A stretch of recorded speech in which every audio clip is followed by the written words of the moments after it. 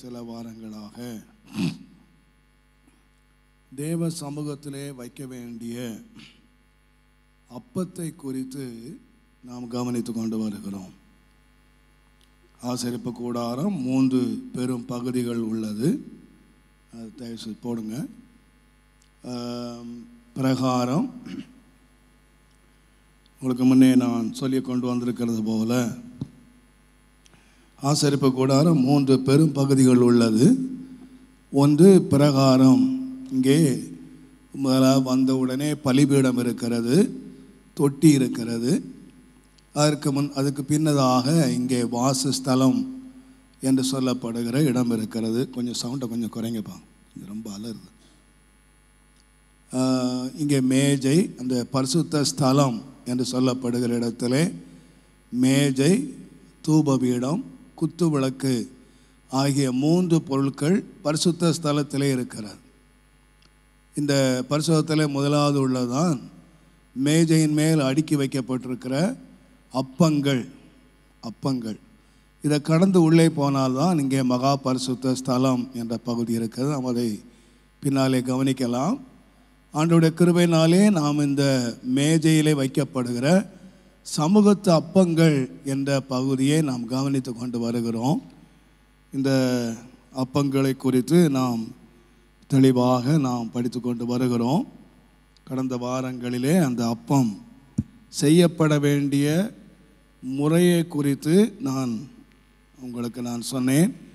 எந்த விதத்திலே அது செய்யப்பட வேண்டும் என்பதை நாம் கவனித்து கொண்டு வந்தோம். அது அடுக்கி வைக்கப்பட வேண்டும். அது மெல்லிய மாவினாலே செய்யப்படாது. நாம் ஒரு முறை கூட அதை வாசிக்கலாம்.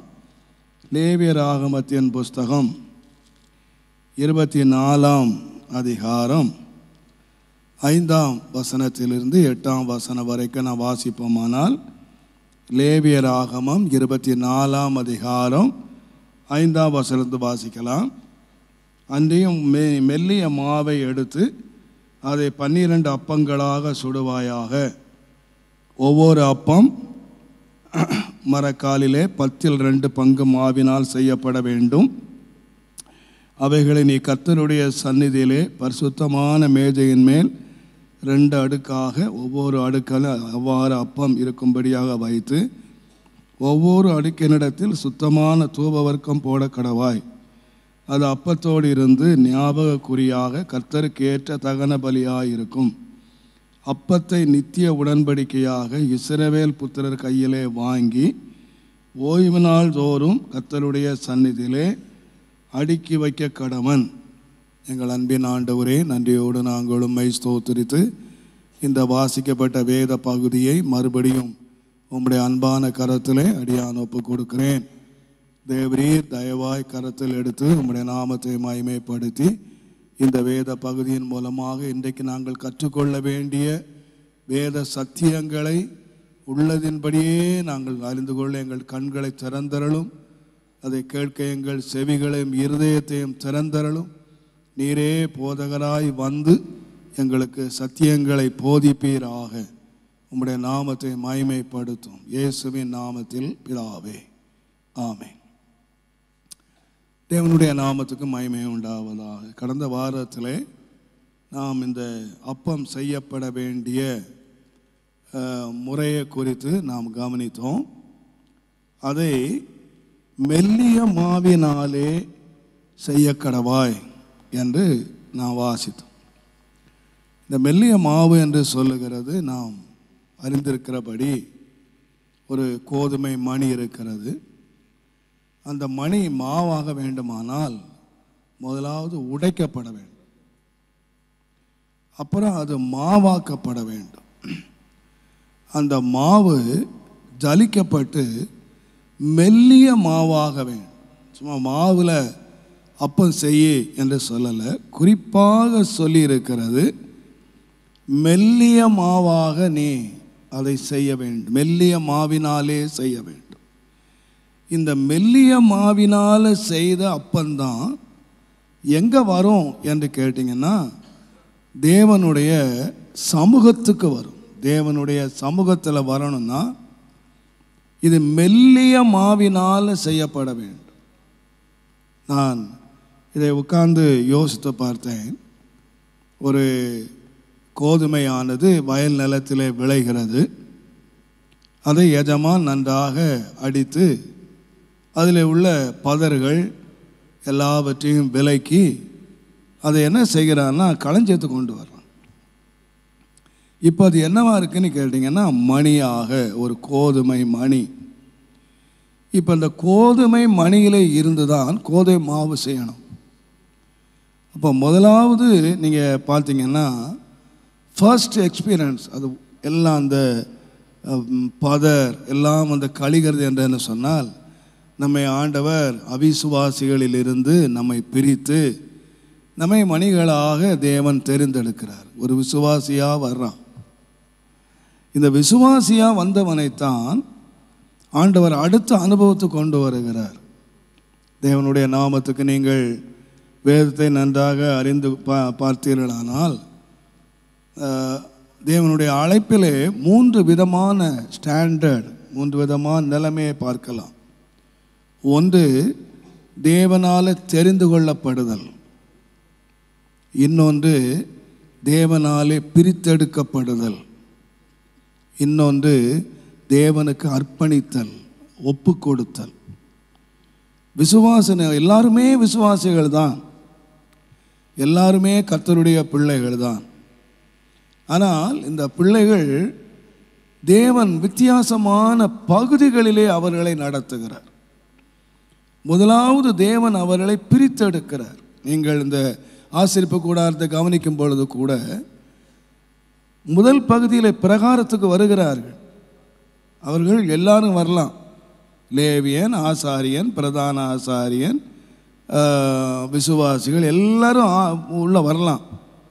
ஆனால் அவங்க வெளியில் நின்று கொண்டு அதை பார்க்கத்தான் முடியும், உள்ள பிரவேசிக்க முடியாது. உள்ள பிரவேசிக்கணும்னு சொன்னால் இந்த விசுவாசிகளிலிருந்து பிரிந்து ஆசாரியனாய் வர வேண்டும். ஒரு ஆசாரிய ஸ்டேஜுக்கு வந்தால் தான் அவன் உள்ளே போய் அந்த குத்து விளக்கு, அந்த மேஜையில் உள்ள அப்பம், அந்த தூப பீடம் எல்லாவற்றிலும் பணிவிடை செய்து இந்த பரிசுத்த ஸ்தலத்துக்குள்ளே பிரவேசிக்கணுமானா அவன் விசுவாசிகளில் இருந்து இன்னொரு ஸ்டாண்டர்டுக்கு போகணும். அந்த ஸ்டாண்டர்ட் போனால் தான் அவன் உள்ளே பிரவேசிக்க முடியும். இல்லைன்னா வெளியே நின்று அந்த பார்க்கலாம். அதனால தான் நான் முன்னே உங்களுக்கு சொன்னேன், யோவான் 3ஆம் அதிகாரத்தில் மறுபடி பிறந்தவன் மறு பிறக்காவிட்டால் தேவனுடைய ராஜ்யத்தை காண மாட்டான். அப்போ மறுபடி பிறந்தால் காண்பான். அப்போ காண முடியாத ஒரு அனுபவம் இருக்குது, அது வெளியே. காணக்கூடிய அனுபவம் இருக்குது, உள்ளே வந்துட்டாங்க. ஆனால் உள்ளே வந்துட்ட பிறகு அவன் காண்கிறான், அவ்வளோதான். அதற்கு உள்ளே பிரவேசிக்க வேண்டுமானால் ஜலத்தினாலும் ஆவியினாலும் பிறவாவிட்டால் தேவனுடைய ராஜ்யத்தில் பிரவேசிக்க மாட்டான் என்று உங்களுக்கு சொல்லுகிறேன் என்று யோவான் 3ஆம் அதிகாரம் 3ஆம் வசனத்திலும் 5ஆம் வசனத்திலும் வாசிக்கலாம். அப்போ காண முடியாத ஒரு அனுபவம் இருக்கிறது, காண்கிற ஒரு அனுபவம் இருக்கிறது, ஆனால் பிரவேசிக்க முடியாத அனுபவம் இருக்கிறது. ஆனால் கடைசி அனுபவம் என்னன்னா உள்ளே பிரவேசிக்கிறது. நீங்கள் எல்லா அனுபவத்திலும் இந்த 3 பிரிவு அனுபவங்களை நீங்கள் பார்க்கலாம். பிரகாரம், பரிசுத்த ஸ்தலம், மகா பரிசுத்த ஸ்தலம் என்று பார்க்கலாம். இயேசுனுடைய அழைப்பு வேளையில கூட நீங்கள் பார்த்தீங்கன்னா இயேசு முதலாவது அழைக்கும் போது என்னை பின்பற்றி வா என்று சொன்னார். ஃபாலோ மீ, என்னை பின்பற்றி வா என்று சொன்னார். அவன் பின்பற்றி வந்தவங்களிலே இருந்து மார்க் 3ஆம் அதிகாரம் 12ஆம் வசனத்தை நீங்கள் வாசிப்பீங்கன்னா அங்கே ஆண்டவர் இரவெல்லாம் ஜெபம் பண்ணுறார். யாருக்காக என்று கேட்டால் தன்னை பின்பற்றின கூட்டத்தார் எல்லாரையும் பார்த்து ஃபாலோ மீ, என்னை பின்பற்றி வா, என்னை பின்பற்றி வா என்று சொன்னார். அந்த பின்பற்றி வந்தவர்களில் இருந்து ஒரு கூட்டத்தாரை ஆண்டவர் பிரித்தெடுக்கிறார். அவர்களை வேதம் சொல்லுகிறது. நீங்கள் 3ஆம் அதிகாரத்தில் 14ஆம் வசனத்தை வாசித்தீர்களானால் அவர்களிலே ஆண்டவர், எவர்களிலே? உலகத்தாரில் இல்லை, அவிசுவாசிகளிலே இல்லை, தன்னை பின்பற்றின ஃபாலோ மீ. அவங்க எல்லாத்தையும் விட்டாங்க, வேலையை விட்டாங்க, படவு விட்டாங்க, எல்லாத்தையும் வீட்டை விட்டாங்க. எல்லாத்தையும் விட்டுட்டு அவரை பின்பற்றுகிற கூட்டத்தில் இப்போ ஒரு கூட்டத்தை தேவனை பிரித்தெடுக்க. எதுக்கு கேட்டிங்கன்னா, தம்மோடு இருக்கணும், தான் அனுப்பணும். அப்போ இது இன்னொரு ஸ்டேஜ். அவர்களிலே 12 பேர், ஆயிரக்கணக்கான பேர் பின்பற்றி வந்தாலும் அவர்களிலே 12 பேரை மாத்திரம் தெரிந்தெடுத்து, நீங்கள் என்னை பின்பற்றுறதுக்கு இல்லை, நான் உங்களை அனுப்புறதுக்கு, நீங்கள் என்னோடு இருக்கணும், நான் உங்களை அனுப்பணும், இதுக்காக நான் உங்களை தெரிந்தெடுத்தேன் என்று சொல்லி அந்த பின்பற்றுகிற கூட்டத்தில் இருந்து 12 பேரை தெரிந்தெடுத்து பின்பற்றுகிறார். இப்போ இவங்க பின்பற்றினவர்கள் இப்போ அவங்க பின்பற்றினாங்க, அனுப்பப்பட்டாங்கன்னா வேலைக்காரன் அங்கே போ, அதை வாங்கிட்டு வா, இதை செய், அங்கே போ என்று சொல்லி அனுப்புகிறார். இப்போ இந்த அனுப்பப்பட்டவர்கள் இன்னொரு ஸ்டேஜுக்கு வர்றாங்க பாருங்க. யோவான் எழுதின சுவிசேஷத்தை நீங்கள் வாசிப்பீர்களானால் 15ஆம் அதிகாரம் 15ஆம் வசனத்தில், இனி நான் உங்களை ஊழியக்காரர் என்று சொல்லுகிறதில்லை, இனிமேல் நான் உங்களை அங்கே போ, இங்கே போ, அப்படி செய், இப்படி செய் அப்படின்னு சொல்ல போகிறதில்லை, நான் உங்களை இனி ஊழியக்காரர் என்று சொல்லுகிறதில்லை, தன் எஜமான் செய்கிறதை வேலைக்காரன் அறிய மாட்டான், ஆகையினால் உங்களை நான் இனி யார் என்று அழைக்கிறேன்னு சொன்னால் மை ஃப்ரெண்ட்ஸ். முதல்ல எந்த ஸ்டேஜுக்கு வந்தாங்கன்னா ஃபாலோயர், அப்புறம் யாரா வந்தாங்கன்னா சர்வன்ட்ஸ், அப்புறம் யாரா வந்தாங்கன்னா ஃப்ரெண்ட்ஸ். அப்போ இந்த ஃப்ரெண்ட்ஸை பார்த்தா ஆண்டவர் சொன்னார், நீங்கள் 12 சிங்காசனம் உட்கார்ந்து ஆளுவீங்க. அப்போ பின்பற்ற எல்லாரையும் பார்த்து 12 சிங்காசனம் உட்காருவீங்கன்னு சொல்லலை, 12 ராஜ்யத்தில் உட்கார்ந்து ஆளுவீங்கன்னு சொல்லலை, பை ஸ்டேஜ். அப்போ ஆவிக்குரிய வாழ்க்கை என்று சொல்லுகிறது, ரட்சிக்கப்பட்டுட்டோம், ஞான ஸ்நானம் எடுத்துட்டோம், அபிஷேகம் பெற்றுட்டோம், ட்ரெஸ்ஸை மாற்றிட்டோம், ஏதோ நம்ம ஆலயத்துக்கு போகிறோம், ஏதோ தசாவாகம் கொடுக்குறோம், ஆண்டவருக்கு ஊழியம் செய்கிறோம், இனஃப், அதோடு நிறுத்திக்கிறோம். பட் ஆவிக்குரிய வாழ்க்கை என்று சொல்லுகிறது கடந்து போக வேண்டிய வாழ்க்கை, வளருகிற வாழ்க்கை, நம்முடைய வாழ்க்கையிலே அனுபவங்கள், முன்னேறுகிற வாழ்க்கை. ஆவிக்குரிய வாழ்க்கை அப்படியே பிறந்த மாதிரி ரட்சிக்கப்பட்ட உடனே அப்படியே இருக்கு, கரளச்செடிகள் மாதிரி அப்படியே உட்கார்ந்துட்டு போயிடுற வாழ்க்கை இல்லை. அதனால்தான் பவுல் சொன்னார், கடந்து போவோமாக, பூரணராகும்படி பழைய அஸ்திபாரத்தையே போட்டுறாம. எபிரேயர் 6ஆம் அதிகாரத்தை நீங்கள் வாசிப்பீர்களானால், அதில் நான் எல்லாவற்றையும் வாசிக்க நான் விரும்பவில்லை, நமக்கு நேரம் இல்லை. நீங்கள் எபிரேயர் 6ஆம் அதிகாரத்தில் 2ஆம் வசனத்துக்கு வாசிப்பீங்கன்னா, ஸ்தானங்கள், உபதேசம், கைகளை வைக்குதல், மரித்தோரின் உயிர்த்தெழுதல், நித்திய நியாயத்தீர்ப்பு என்பவைகளாகிய இதெல்லாம் அஸ்திபாரத்திலே நீங்க உட்கார்ந்துடாதீங்க. பூரணராகும்படி கடந்து போவோமாக. அப்போ கிறிஸ்தவ வாழ்க்கை என்று சொல்லுகிறது நடக்கிற வாழ்க்கை, கடந்து போகிற வாழ்க்கை. பல வழிகளிலே ஆண்டவர் நடத்தி நம்ம எங்கே கொண்டு போகிறாருன்னு கேட்டிங்கன்னா, தேவனுடைய சந்நிதியிலே ஒரு அப்பமாக கடைசியில் அந்த கோதுமை எங்கே வந்து சேருதுன்னு கேட்டிங்கன்னா, கர்த்தருடைய சந்நிதி. ஆலயத்தில் எல்லாரும் தேவ சந்நிதிக்கு வந்தேன்னு சொல்லி வந்துடலாம். ஆனால் பரலோக சந்நிதிக்கு போனது எல்லாரும் போக முடியாது. அதனால்தான் இந்த அழைப்பிலே பாருங்கள், நான் சொன்னது போல தெரிந்து கொள்ளப்படுதல், பிரித்தெடுத்தல், ஒப்பு கொடுத்தல் என்று மாத்திரம் இல்லை. இந்த அங்கே நம்ம தேவனை நாம் சேருகிற இடமும் கூட புதிய வானம், புதிய பூமி, புதிய எருசலேம்.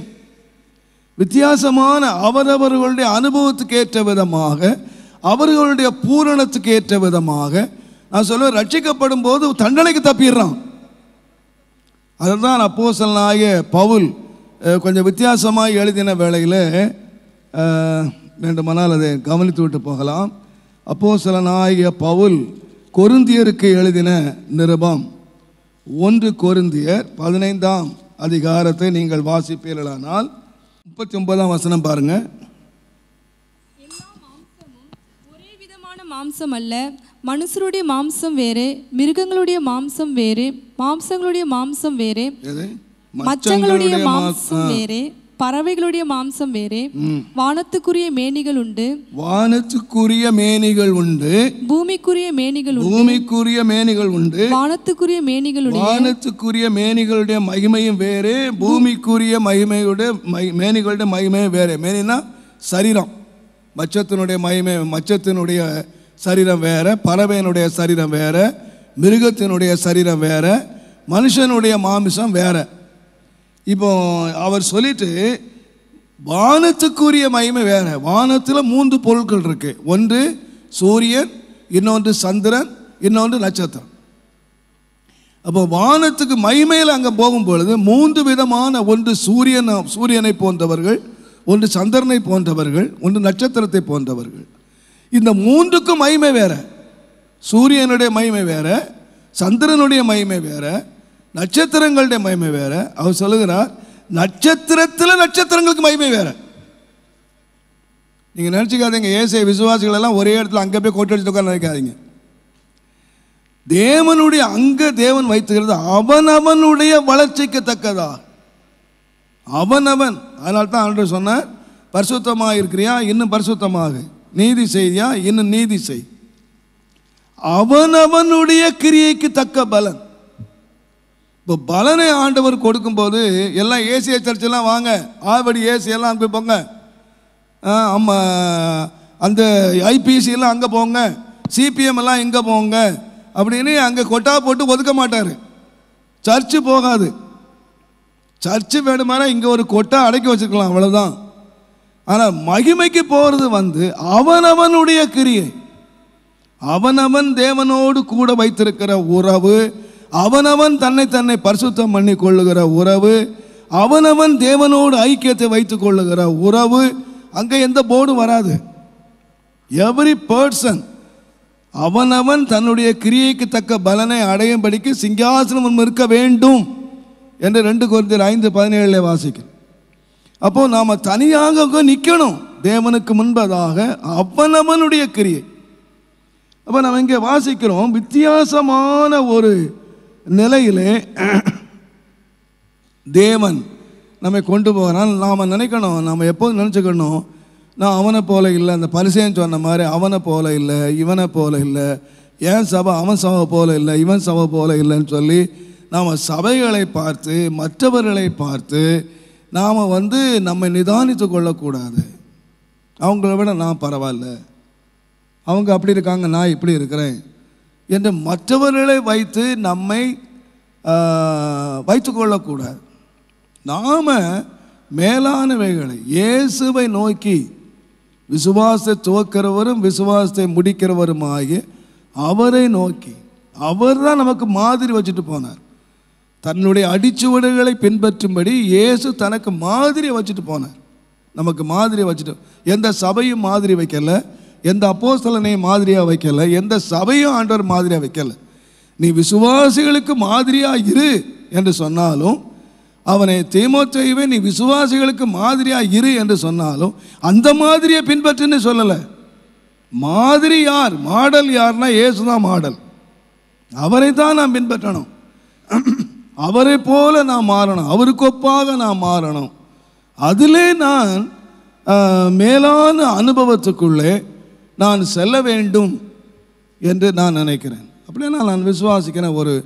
நாம் ஆண்டவருக்காக நாம் பின்பற்றுகிறோம், ஆண்டவரை நாம் நேசிக்கிறோம், நல்லது. ஆனால் நாம் ஒரு மேலான நிலைமைக்குள்ளே ஆண்டவர் நம்மை அழைக்கிறார், தெரிந்து கொள்ளுகிறார், நம்மை பிரித்தெடுக்கிறார், நம்மை ஒப்பு கொடுக்கிறார். நான் நினைக்கிறேன், இந்த மாவை நீங்கள் பார்த்தீங்கன்னா முதல்ல உடைக்கிறாங்க, அப்புறம் அந்த மாவை நல்லா இடிக்கிறாங்க. நல்லா இடித்தா என்ன ஆகிடும், மாவாகிடும். ஆனால் அது மெல்லிய மாவு ஆகணும்னா அது நல்லா ஜலிப்பாங்க, ஜலிச்சுட்டு திரும்ப போடுவாங்க. ஒரு மெல்லிய மாவு ஆகிறதுக்கு ஒரு முறை இடித்தா பத்தாது, பல முறை இடிக்கணும். எதை, ஒரு கோதுமை பாருங்க, நம்ம வீட்டில் இருந்ததுன்னா நமக்கு ஒரு சிலருக்கு அப்பமாகணும்னா நம்ம ஒரு சிலருக்கு அப்பம் ஆகணும்னா இடித்தா போதும். நம்ம வந்து ரொம்ப அது மாவு கோதுமை மாவு இருந்தால் போதும். ஆனால் தேவ சமூகத்துக்கு போகணுமானா ஒன்று மனிதர்களுக்கு பிரயோஜனப்படுகிற அப்பம், இன்னொன்று தேவ சமூகத்துக்கு வர்ற அப்பம். 2 அப்பம் உலகத்தில் இருக்குது. ஒன்று நம்மை பசியாற்றுகிறது, மற்றவர்களுக்கு ஒரு சிலருக்கு நாம் வந்து அப்பம் ஆகிறதுக்கு மெல்லிய மாவில் செய்து கொண்டு வான்னு சொல்லலை. 5 அப்பத்தை 5000 பேருக்கு ஆண்டவர் போஷித்த போது இது என்ன மெல்லிய மாவில் செய்துதான்னு கேட்கல, என்ன மாவில் செய்துச்சோ அது ஆண்டவர் ஆசீர்வதிச்சார். அப்போ 5 அப்பம் 5000 பேருக்கு ஆயிடுச்சு. ஆனால் அந்த அப்பம் எங்கே வராதுன்னு கேட்டிங்கன்னா 5000 பேர் பசி ஆற்றுமே தவிர அது எங்கே வராதுன்னா தேவ சமூகத்துக்கு வராது. நீங்கள் நம்ம ஏமாந்து போயிடக்கூடாது. அநேகருக்கு இன்றைக்கு ஆசீர்வாதமாக இருக்கிறாங்க. உலகத்தில் அநேகருக்கு ஆசீர்வாதமாக இருக்கிறாங்க. இந்த அநேகருக்கு ஆசீர்வாதமாக இருக்கிறது கேரண்டி இல்லை. நாம் இந்த உலகத்தில் அநேகருக்கு ஆசீர்வாதமாக இருக்கிறோம் என்று சொல்லுகிறது நாம் தேவ சமூகத்துக்கு போயிடுவோங்கிறது நோ கேரண்டி. தேவ சமூகத்துக்கு போகிறது என்று சொல்லுகிறது ஒரு வித்தியாசமான அனுபவம். வித்தியாசமான அனுபவத்துக்குள்ளே தேவன் அந்த மாவை கொண்டு போகிறார். அதனால்தான் ஆண்டவர் கடைசி நாளில் சொன்னார், நாமத்தினால திருக்க சொன்னோம், நாமத்தினால நாங்கள் பேய் ஓட்டினோம், நாமத்தினால அற்புதங்களை செய்தோம் அப்படின்னு சொன்னால் உங்களை தெரியவே தெரியாதுன்னு சொல்லிட்டார். உங்களை தெரியவே தெரியாது. நீங்கள் கொஞ்சம் உட்கார்ந்து யோசிச்சு பாருங்கள், நம்முடைய ஈரெல்லாம் நடுங்கும். தீர்க்கதரிசிகளை பார்த்து ஆண்டு சொன்னாராம் ஒன்றும் தெரியாதுன்னு. பேய் ஓட்டினவனை பார்த்து சொன்னாராம் ஒன்றும் தெரியாது, எனக்கு தெரியாதுப்பா, நீ யாரோ எனக்கு தெரியாது. அந்த வார்த்தையினுடைய பயங்கரத்தை நீங்கள் உணர்ந்தீங்கன்னா தெரியும் நினைக்கிறேன். இன்றைக்கி நிறையா வால் போஸ்ட் அடிக்கிறாங்க, ஊர் அறிஞ்ச தீர்க்கதரிசி, அவர் கர்த்தரால் பயன்படுத்தப்படுகிற தீர்க்கதரிசி. அவர் கர்த்தரால் பயன்படுத்தப்படுகிறாரோ யாரோ அதுக்கு நான் வந்து தீர்ப்பு சொல்ல நான் ஆள் இல்லை. ஆனால் எத்தனையோ இன்றைக்கு ஊரறிந்த தீர்க்கதரிசிகளை அன்றைக்கு தேவன் சொல்வார் எனக்கு தெரியாதுப்பா, உன்னை யாருன்னு எனக்கு தெரியாது, நோ அட்ரஸ்.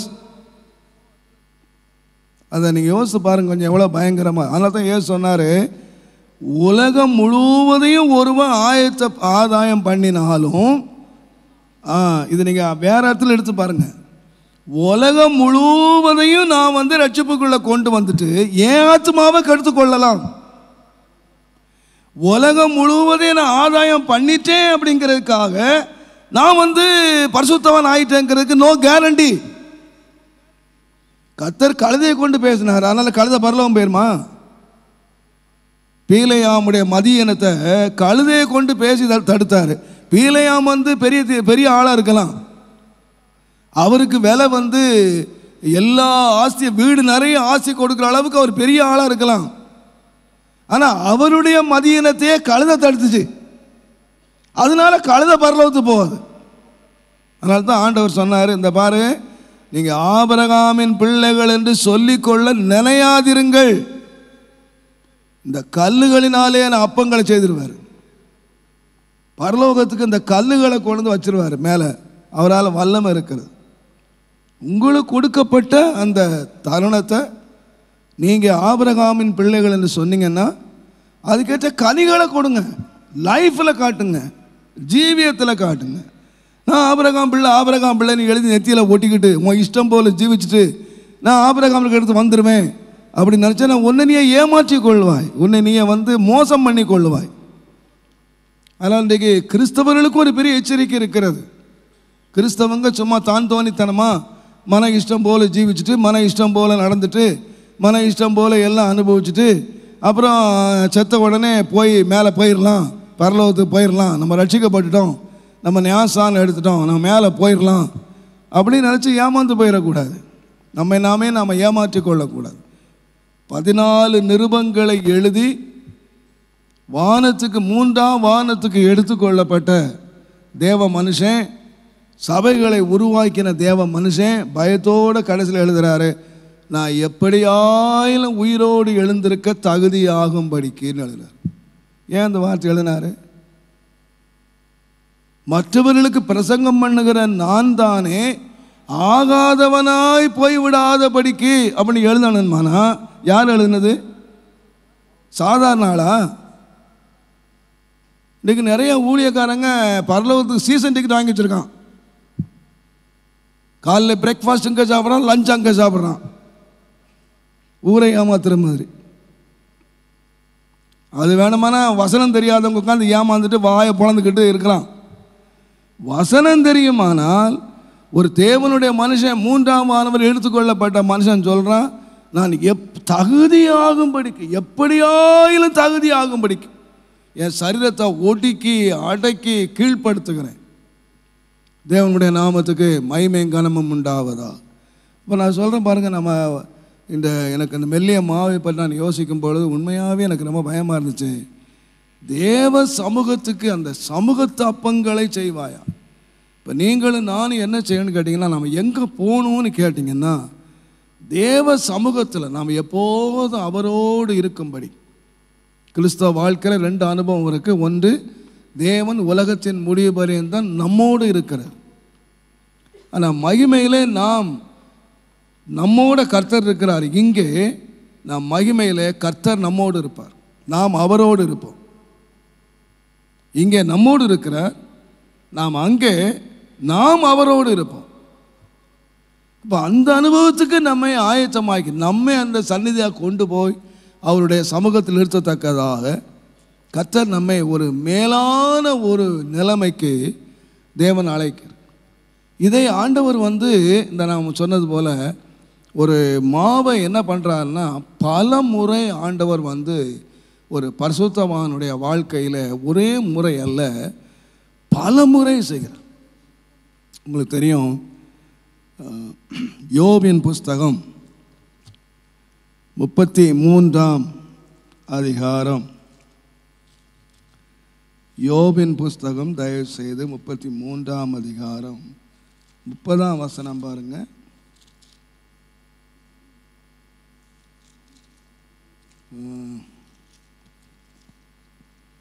33.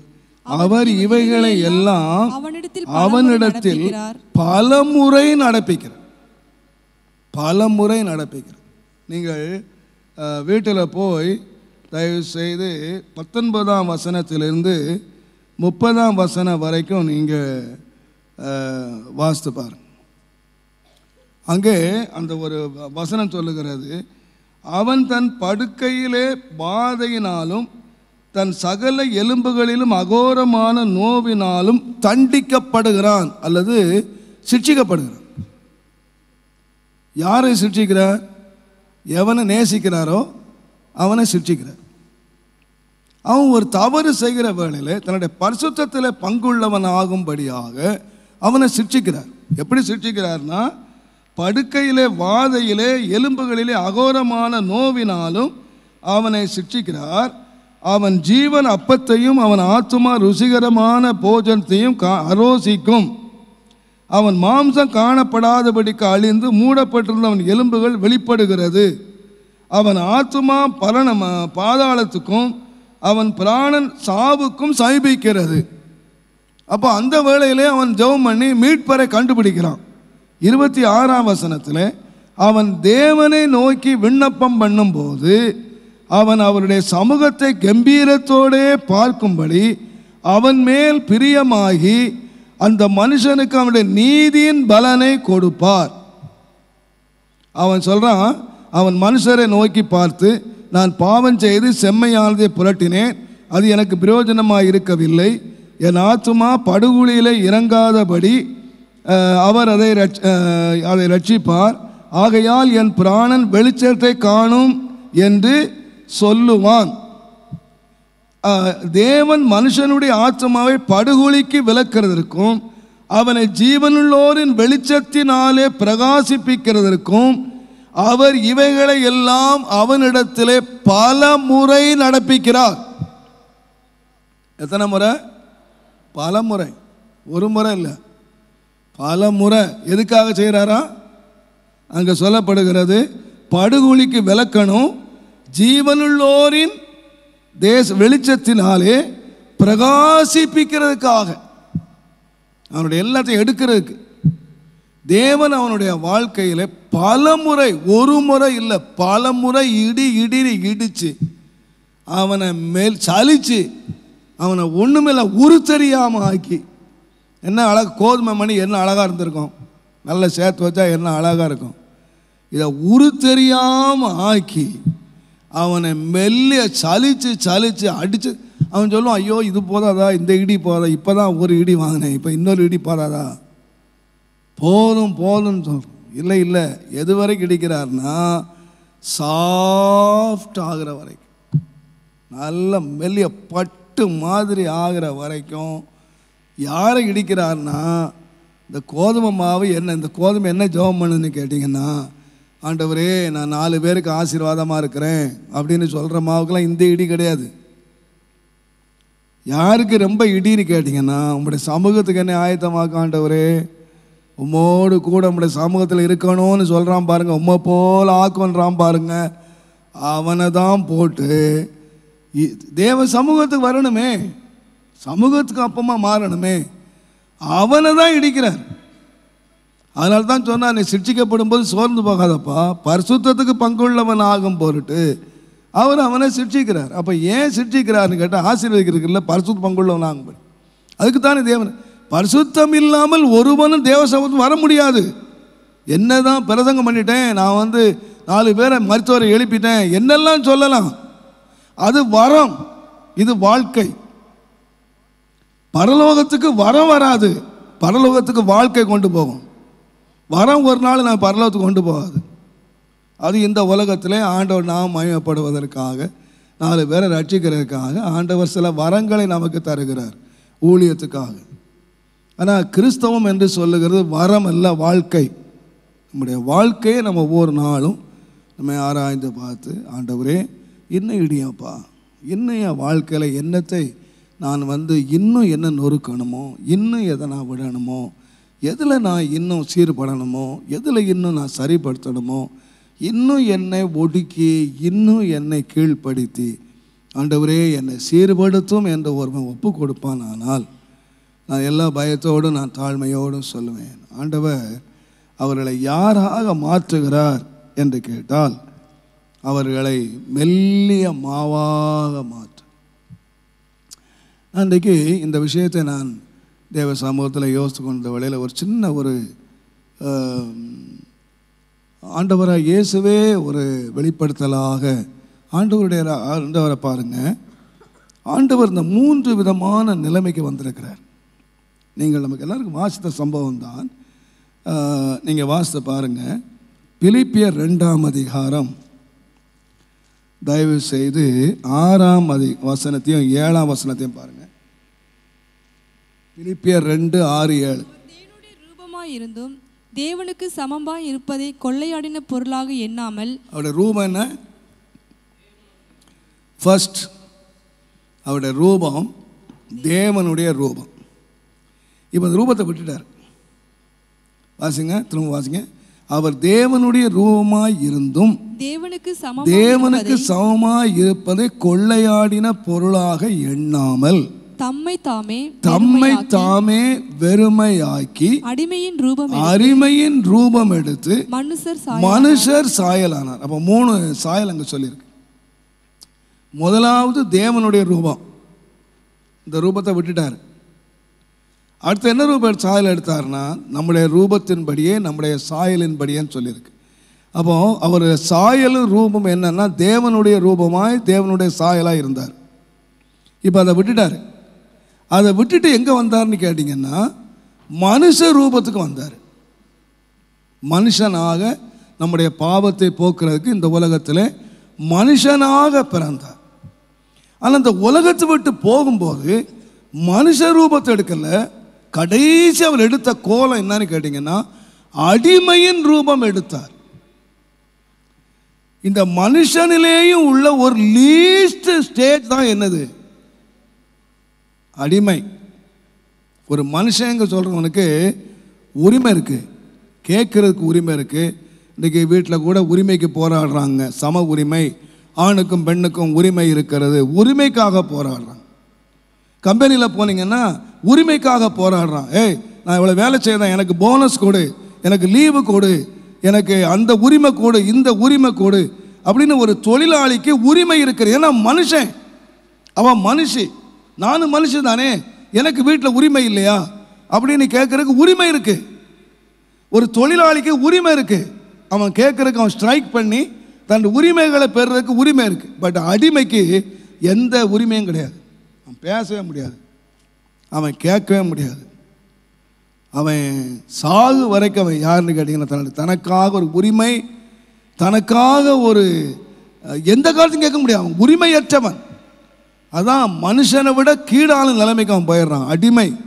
அப்போ இயேசு எந்த நிலைமைக்கு வந்தார்னு கேட்டிங்கன்னா, கடைசியாக தம்முடைய சீசர்களை வரும்போது, எப்பா நான் ஆண்டவர்ப்பா, நான் போதகர், நான் இப்போ எந்த நிலைமைக்கு வந்திருக்கேன் அப்படின்னு சொன்னால், நான் இதுவரைக்கும் மனுஷனா, என்னை போதகனா, என்னை தீர்க்கதரிசியா, என்னை ஆண்டவரா, என்னை எலியாவா, எரேமியாவா அப்படின்னு எல்லாம் மனுஷர்களாக பார்த்தாங்க என்ன.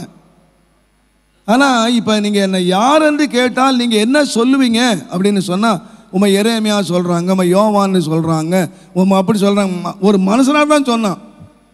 ஆனால் ஆண்டவர் காட்டு சொன்னார், இப்போ என்ன மனுஷன் இல்லைப்பா, நான் நீங்கள் எந்த ஸ்டேஜுக்கு வரணும்னு கேட்டிங்கன்னா, நான் ஒரு அடிமை, உங்களுடைய பாதங்களை நான் கழுவுறேன்ப்பா, நான் ஒரு அடிமை.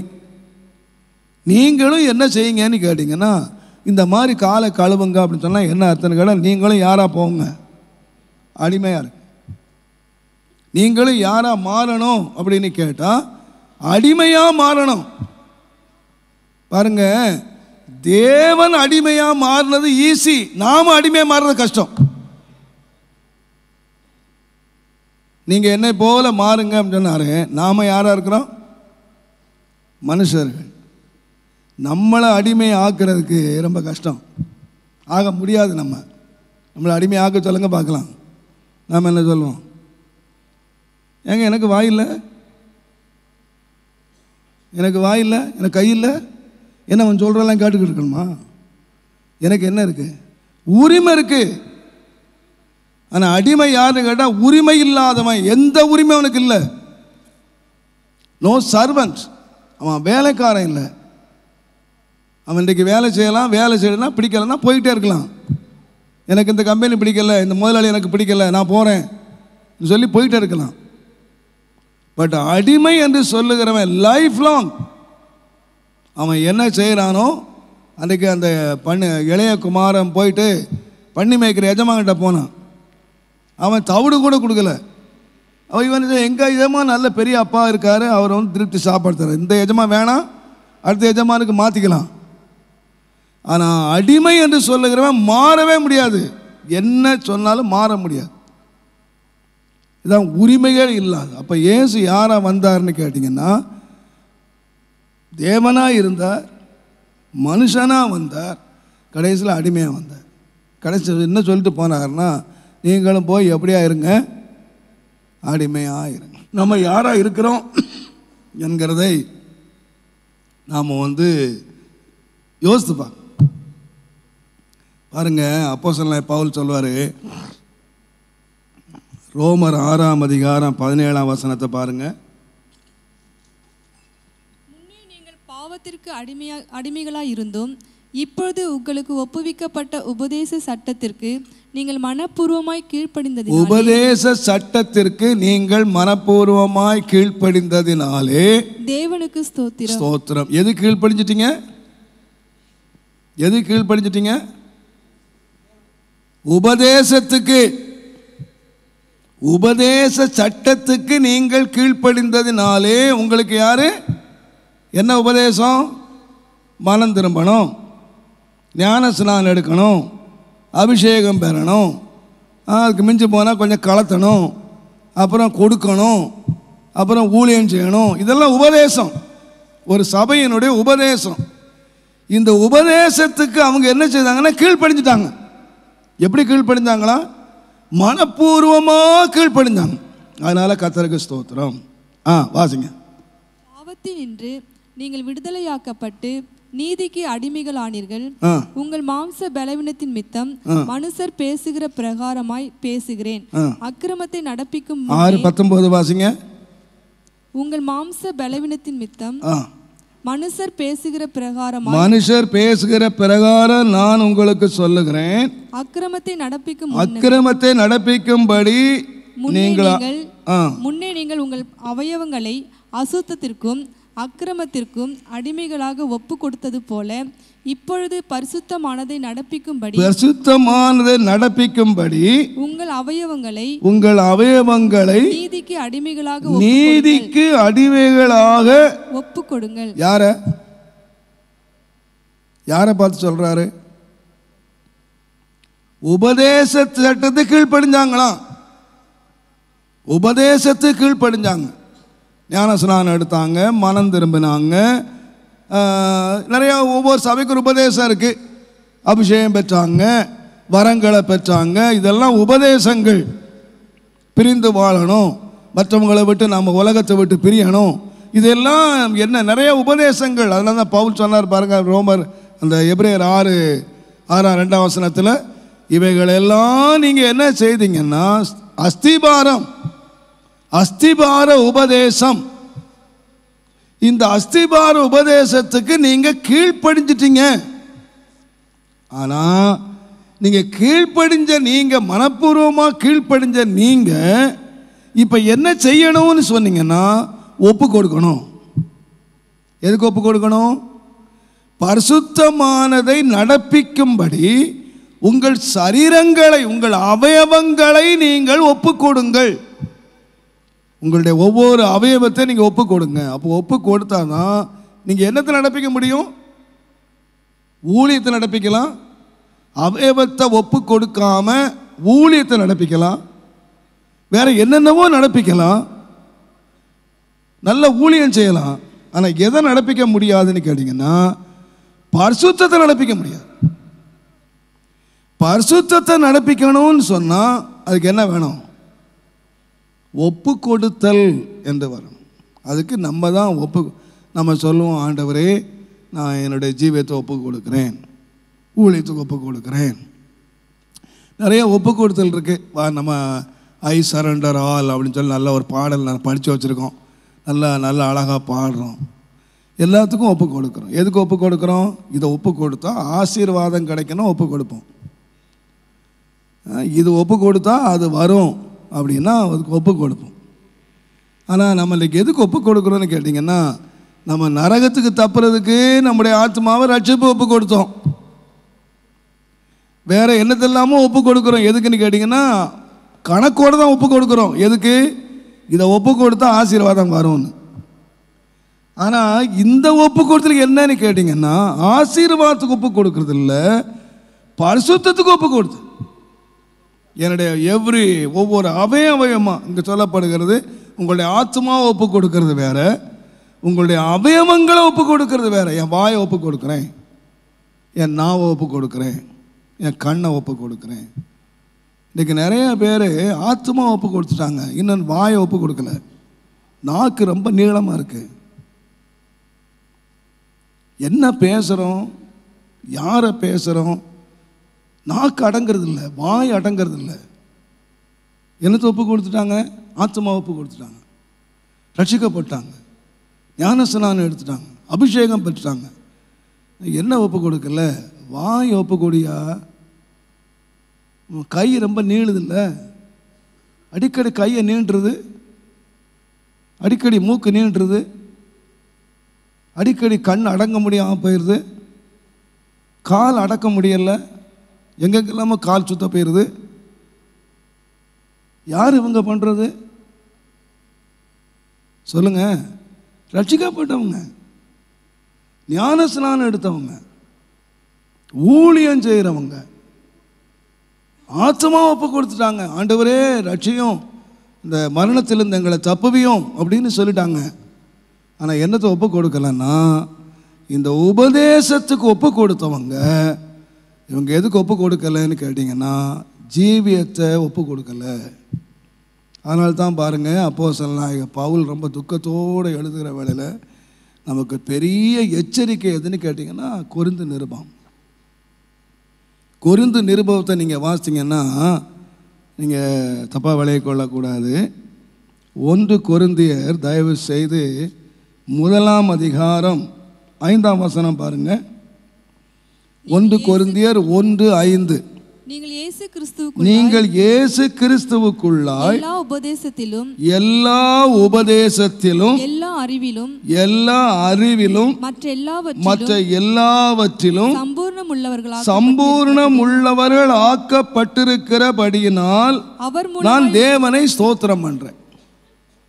இந்த கொரிந்து சபையில் என்ன இருந்துச்சு? எல்லா உபதேசம், எல்லா அறிவு, மற்ற எல்லாம் இருந்துச்சு. உபதேசத்தை எடுத்தீங்கன்னா கொரிந்து சபை ஃபுல் காஸ்பல். நம்ம இன்னைக்கு நிறைய பேர் சொல்கிறாங்களே நாங்கள் ஃபுல் காஸ்பல். அது ஃபுல் காஸ்பலோ ஆஃப் காஸ்பலோ என்ன காஸ்பலோ, முழு உபதேசம், உபதேசட்டம் எல்லாம் அங்கே இருந்துச்சு. நீங்கள் 7ஆம் வசனம் வாசித்தீங்கன்னா, நீங்கள் யாதொரு வரத்திலும் குறைவில்லாதவர்களாய் நம்முடைய கர்த்தராய் இயேசு கிறிஸ்து வெளிப்படுவதற்கு காத்திருக்கிறீர்கள். அப்ப அங்க என்ன இருந்துச்சு? உபதேசம் இருந்துச்சு, அறிவு இருந்துச்சு, மற்ற எல்லாம் பூரணமா இருந்துச்சு, எல்லா வரம் இருந்துச்சு, கர்த்தருடைய வருகையை பற்றி உபதேசம் இருந்துச்சு. எல்லாம் என்ன சொல்லிட்டு இருந்தாங்க? நான் கர்த்தர் வருவார், நாங்க போயிட்டு இருந்தோம். இதே நிருபத்தில் 3ஆம் அதிகாரத்துக்கு வந்தீங்கன்னு சொன்னா ரொம்ப பயமா இருக்கு. நீங்க 3ஆம் அதிகாரத்துக்கு வந்தீங்கன்னா அவர் சொல்றாரு, நான் உங்களை ஆவிக்குரியவர்கள் என்று எண்ணி உங்களோடு நான் என்ன செய்ய முடியல. என்னையா பயமா இருக்கு? என்ன துக்கமா இருக்கு? யாரையா? ஃபுல் காஸ்பல் சர்ச், அறிவில் வேத அறிவில் தேர்னவங்க, பூரணத்தில் அடைஞ்சவங்க. எப்ப நீ உபதேச தேடி இருக்கிற, அறிவில் தேடி இருக்கிற, யாதொரு வரம் இன்னைக்கு சொல்லுவாங்க எனக்கு 9 வரம் இருக்கு. 9 வரம் வேணா பரலது கொண்டு போகாது. 9 இருந்தானே 90 இருந்தானே. கொரிந்து சபையில் என்ன வரம் இருந்துச்சா? ஒரு வரம் குறவில்லையா, எல்லா வரம் இருந்துச்சு. ஆனால் லைஃப் பாருங்க, லைஃப் எப்படி இருந்துச்சு? நான் உங்களை ஆவிக்குரியவர்கள் என்று எண்ணி உங்களோட பேசக்கூடாமல் மாம்சத்துக்குரியவர்கள் என்று. யாரா? யாரு? உபதேசம் படித்தவங்க. ஜீவி எங்க? லைஃப். மாம்சத்துக்குரியவர்களாயும் என்றும் கிறிஸ்துவுக்குள்ள குழந்தைகள். ஏன் வாசிங்க? கிறிஸ்துவுக்குள் குழந்தைகள் என்றும் எண்ணி பேச வேண்டியதாயிற்று. நீங்கள் பலனில்லாதவர்களானபடியால் 3ஆம் வசனம் பாருங்க. பொறாமை, வாக்குவாதம், பேதகங்களும் உங்களுக்குள்ள இருக்கிறபடியால். நீங்க தயவு தப்பா நினைச்சுக்காதீங்க, நான் பைபிளை தான் சொல்றேன். உபதேசம் படித்தவன், அறிவில் தேர்னவன், நீங்க 5ஆம் வசனம் வாசிப்பா. 5ஆம் அதிகாரம் வாங்க. பவுல் யார்? 5ஆம் அதிகாரம் பாருங்க, 1ஆம் வசனம். உங்களுக்குள்ளே பிரசித்தமாய் சொல்லப்படுதான். என்னையா கைகாலாம் நடக்குதுயா? உபதேசத்தில் தேடி இருக்காங்க ஐயா, அறிவில் தேடி இருக்காங்க, லைஃப்ல கோட்டை விட்டாங்க சீரோ. உபதேசத்தில் ஹீரோ, லைஃப்ல சீரோ. இவன் போயிடுவானா பரலோகத்துக்கு? நான் உபதேசம் படிச்சிட்டேன், ஆண்டவர் கொண்டு போயிடுவாரா? அதனால தான் பவுல் சொன்னார் ரோமரில், அப்பா நீங்கள் உபதேசத்துக்கு கீழ்ப்படிச்சிங்கப்பா, நீங்கள் உபதேசப்படி மனம் திரும்பினீங்க, ஞான ஸ்நானம் எடுத்தீங்க, கர்த்தரை கொடுக்குறீங்க, நீங்கள் ஊழியம் செய்கிறீங்க, எல்லாம் செய்கிறீங்க. பட் இதை வச்சுட்டு போயிடாதப்பா. எதை ஒப்பு கொடுக்கணும்னா உன் அவயவத்தை ஒப்பு கொடுக்கணும்.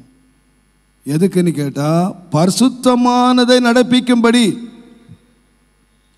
அப்போ ஒப்பு கொடுத்தல் என்று சொல்றது நம்முடைய ஒவ்வொரு அவயவமாக, ஒவ்வொரு அவயவத்துக்கும் ஒவ்வொரு வேலை இருக்கு.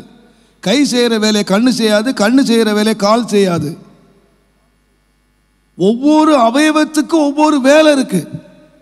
அப்போ எல்லா அவயவத்தையும், ஒவ்வொரு அவயவத்தையும் நான் பலிபீடத்தில் கொண்டு வைக்கிறேன். எல்லாத்தையும் ஒப்பு கொடுத்துட்டு, ஆண்டவரே என்னுடைய சித்தம் இல்லைப்பா, என் கை வந்து உம்முடைய சித்தத்தை செய்யட்டும், என் கண் உம்முடைய சித்தத்தை செய்யட்டும், என் செவி உம்முடைய சித்தத்தை செய்யட்டும். சித்தமில்லாத ஒன்றை நான் கேட்கக்கூடாது. எல்லாவற்றையும் நான் வந்து ஒப்பு கொடுத்தல். நான் சொல்கிறேன், ஒரு கிறிஸ்தவ வாழ்க்கையில் ஒப்பு கொடுத்தல் என்று சொல்கிறது ஒரு நாள் ரட்சிக்க ஒப்பு கொடுத்தோம் பாருங்கள், அது இல்லை, சாகு வரைக்கும் ஒப்பு கொடுத்தோம். பவுல் அதான் சொன்னால், நான் ஆகாதவனாய் போய்விடாதபடிக்கு என் சரீரத்தை ஒடுக்கி நான் கீழ்ப்படுத்துகிறேன் என்று சொன்னது ஊழியக்காரனாக வந்த பிறகு, பாஸ்டராக வந்த பிறகு, அப்போஸ்தலனாக வந்த பிறகு, சபைகளை ஸ்தாபித்து மேலான நிலைமைக்கு வந்த பொழுது தான் தன்னை ஒப்பு கொடுத்தேன். ஒட்டுக்குறேன், அடக்குறேன்னு சொன்னான். இன்றைக்கு சிலர்லாம் ரொம்ப வாய்க்கொழுத்து என்னெல்லாம் பேசிகிட்டு இருக்கிறாங்க. என்னெல்லாமோ நம்ம ஆவிக்குரிய உலகத்தை தெரியாமல் என்னமோ விளையாடி கொண்டுறாங்களா தெரியல. எனக்கு ஒரு பயம் இல்லாமல், பரிசுத்தத்தை குறித்து ஒரு பயம் இல்லாமல், ஒரு என்னமோ அவங்க வந்து ரட்சிக்கப்பட்டு 4 அந்நிய பாஷை பேசிட்டு 4 வரம் கிரியை செய்துருச்சுன்னா அவ்வளவுதான் அவங்க கிங்குன்னு நினச்சிக்கிறாங்க. ஒருத்தர் சொல்கிறார், நான் பரலோகத்துக்கு போனேன், ஆண்டவர் ஜீவ புஸ்தகத்தை கிழிச்சு கையில் கொடுத்துட்டார், நான் எழுதுனதான் ஜீவ புஸ்தகம் அப்படின்னு. என்னடா இது? என்ன துணிகரம்!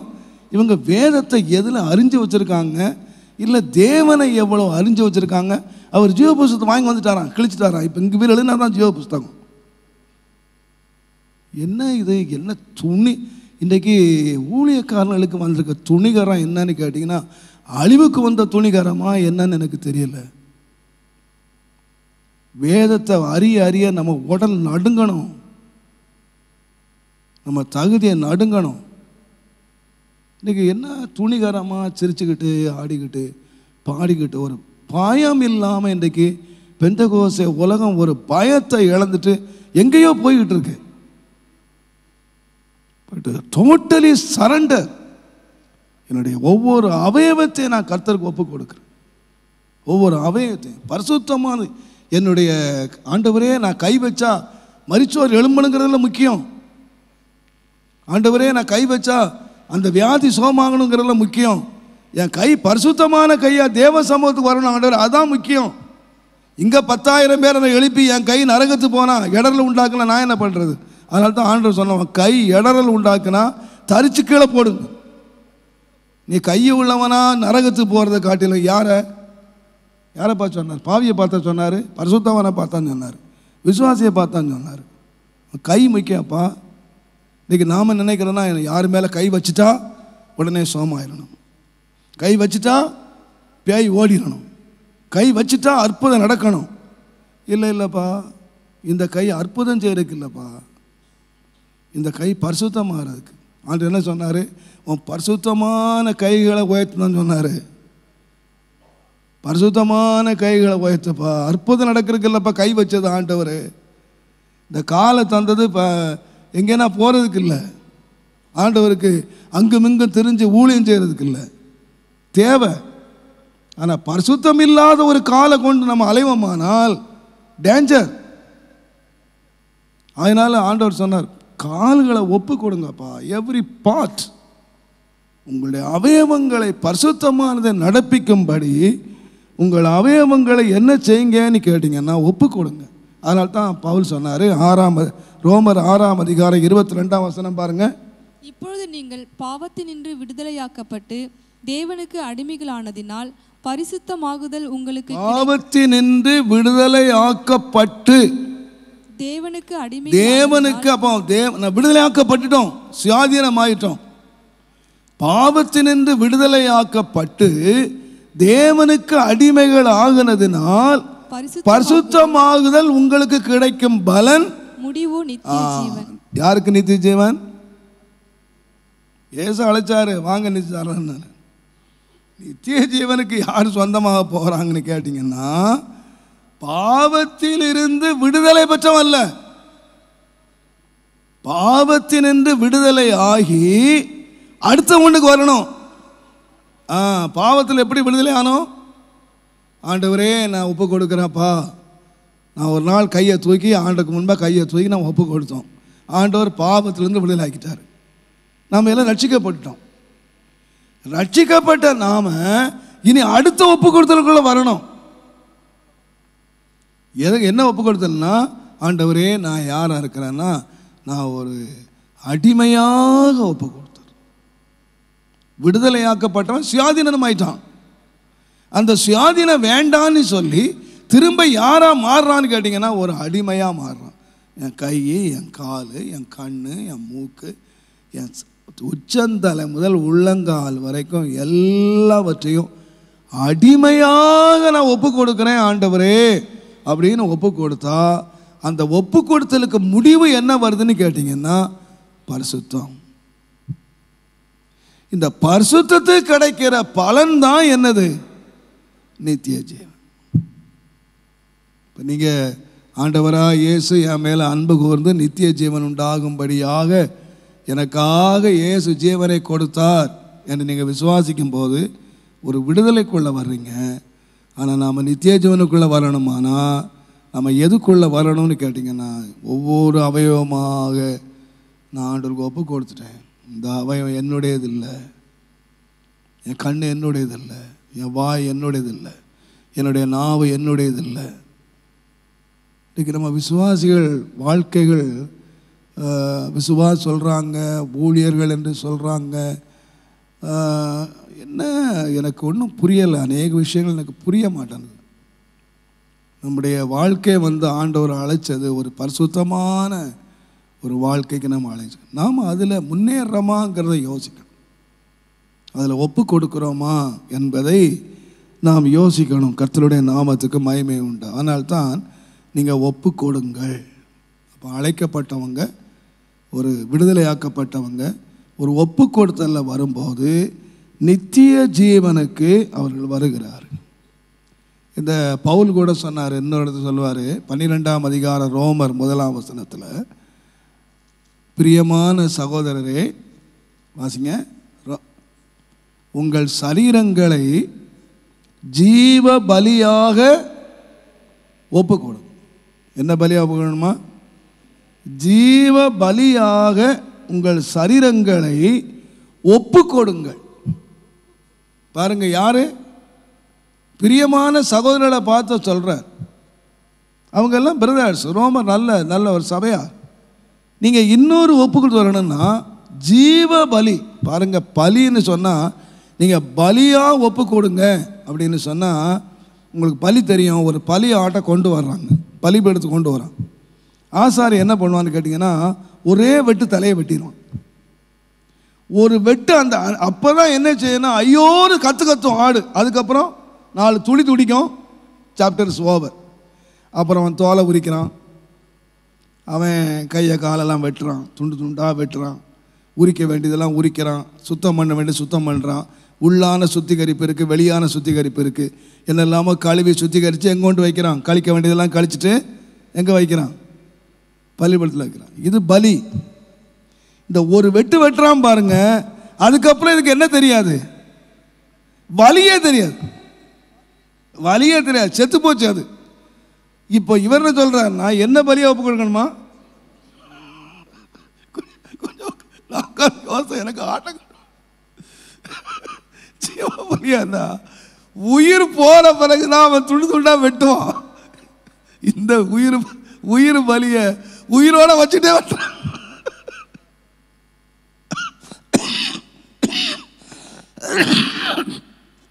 உயிரோட கையை விட்டுட்டோம், உயிரோட காலை விட்டுட்டோம். எப்படி இருக்கும்? ஆப்ரேஷன்ல இப்பெல்லாம் ஆப்ரேஷன் பண்ண என்ன பண்ணிடுறான்? மயக்க ஊசி போட்டுறான். என்னத்தை கிழிச்சாலும் என்னத்தை கட் பண்ணாலும் வலி தெரியாமல் என்ன போடுறான்? மயக்க ஊசி போட்டுறான். பலிக்கு யாரா மயக்க ஊசி போட போகிறாங்க? போட போகிறோம். உயிரோட வச்சு நம்ம இயேசுநாதர் தன்னை பலியாக ஒப்பு கொடுத்தாராம், ஜீவ பலியா. உழுதானுங்க, சாட்டையால் உழுதான். அவருடைய கையை அடித்தான், காலை அடித்தான், விழாவை குத்துனான். என்னெல்லாம் பண்ணாங்க, எப்படி வச்சு பண்ணானுங்க? செத்த பறவை பண்ணான், உயிரோடு பண்ணாங்க. மயக்க மருந்து கொடுத்தா பண்ணா இல்லை, தன்னை பலியாக ஒப்பு கொடுத்தார். கையில் அடிப்பா, காலில் அடிப்பா, தலையில் அடிப்பா, எல்லாமே அவர் எப்படி அனுபவிச்சார்னா அந்த வேதனையை உயிரோடு தான் அனுபவிச்சார். பவுல் சொல்கிறாரு, சரீரத்தை ஒப்பு கொடுங்க.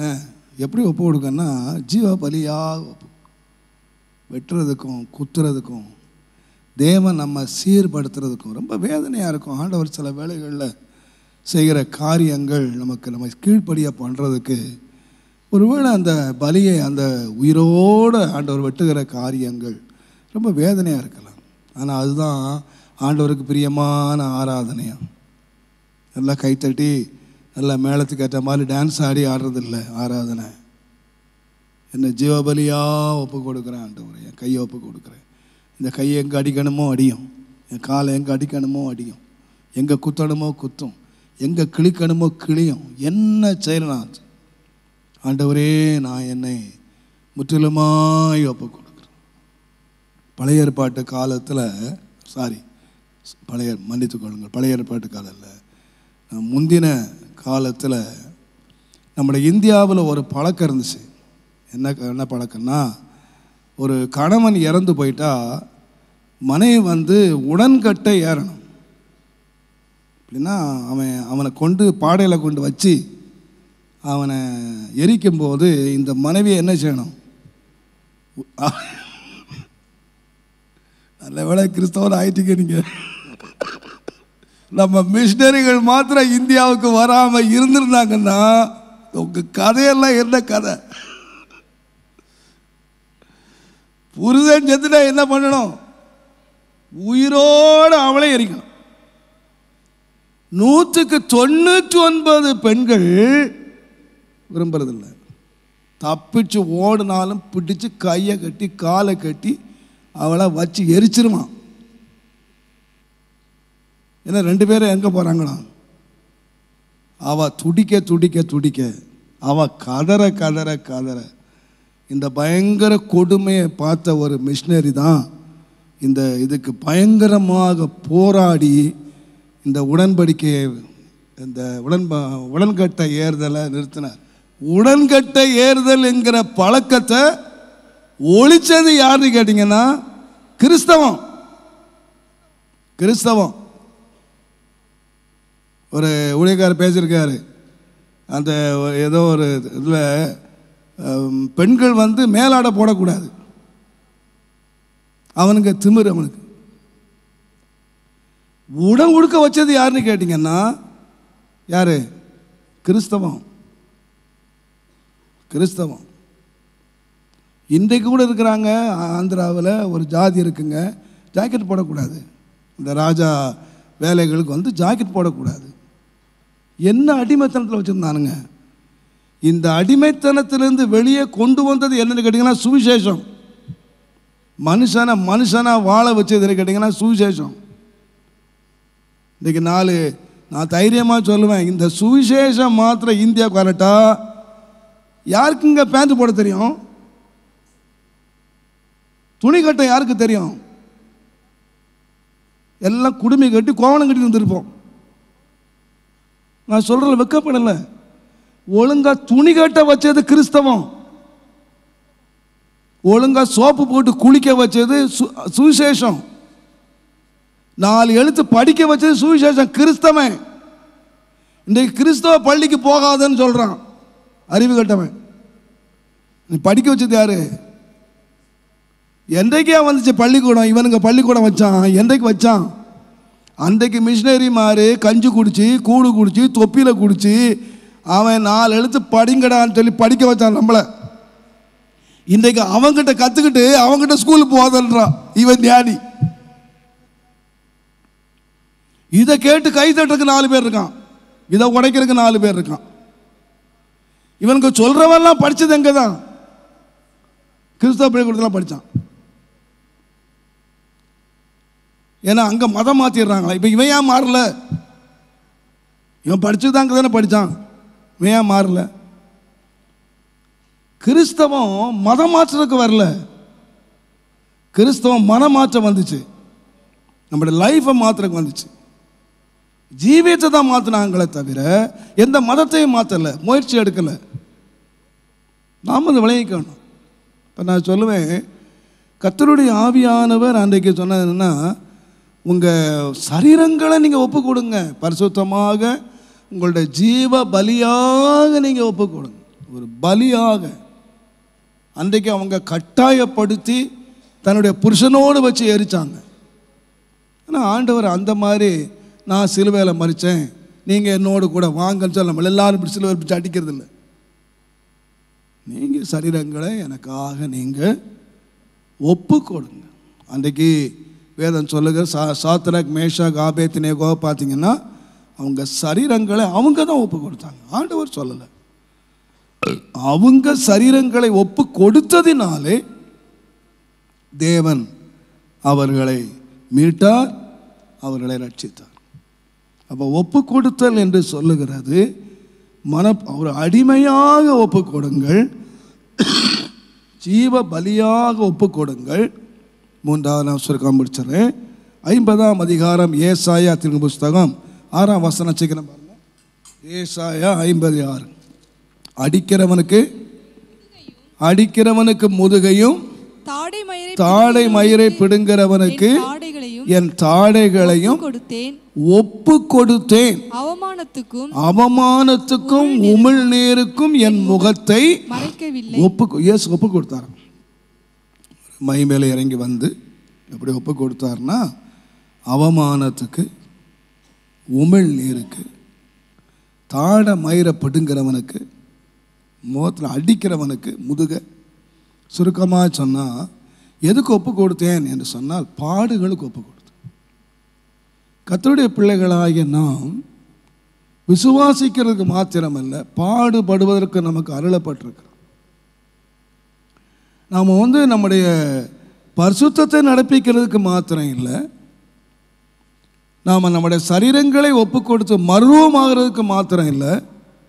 நான் சொல்லுவேன், நம்ம பாடுபடுகிறதற்கும் நாம் ஒப்பு கொடுக்கணும். இன்றைக்கி கிறிஸ்தவ உலகம் இன்றைக்கி நமக்கு பாடுகளே இல்லை அப்படின்னு ஜெபிச்சு சொல்கிறாங்க. நல்லது, வேண்டாம், பாடு வேண்டாம்னா விட்டுருங்க. ஆனால் வேதத்தில் ஒரு பெரிய அனுபவம் இருக்கிறது, கிறிஸ்துவுக்காக பாடுபடுகிற ஒரு அனுபவம் இருக்கு.